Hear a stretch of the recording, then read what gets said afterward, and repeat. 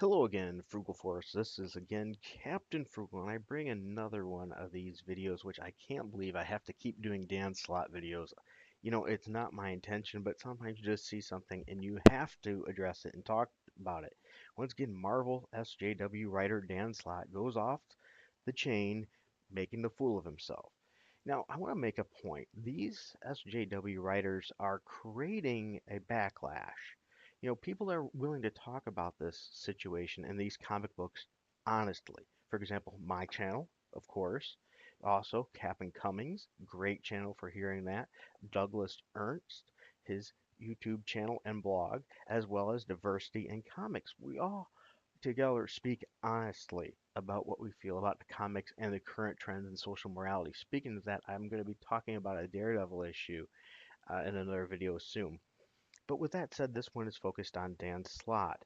Now, here's the hypocrisy and meanness, once again, of Dan Slott. He only wants to have people have a voice that agrees with him. He very recently tweeted this. I highly recommend tweeting something like this or retweeting it. Some replies you get are perfect litmus tests for who you should put on mute. Now notice this. This is who he thinks should be silenced.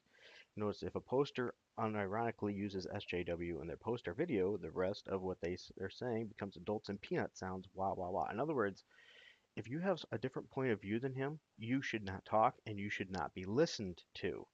That's Dan Slott's views. This is the same person that just posted this tweet recently. So notice he made it once again a usual Donald Trump pop shot, which is par for the course for good old Dan Slott here. And he gets responded to, do you ever give it a rest? I'm a fan from Ireland, and this is just getting annoying. So even his fans are getting sick of him and his political views and shoving it in your face. But here's the key. Look at his response. It's not like my Twitter account is a paid service. It's a place where I can speak my mind. I'm sorry, you always have opinion done follow. He fails to neglect he is an employee of Marvel Comics and represents the company. No, but notice that. You have to listen to me. You can unfollow if you don't like it. But yet, if you disagree with him, you should be muted. Catch that. He should be able to speak his voice as much as he wants. You should be muted if you disagree. That's the real Dan Slott. That's the problem with this SJW mentality. It allows no discussion, no middle ground, no, let's see if we can find a good reasoning here. It's purely you listen to me or you be muted. That's Dan Slott, hypocrite, Marvel Comics writer with a dwindling fan base that, a Spider-Man that should have its own high sales based on just the character's name alone, failing to maintain good ground. Marvel needs to think about this. This is the SJW mentality of the company, and it's killing it. It's cancer from the inside.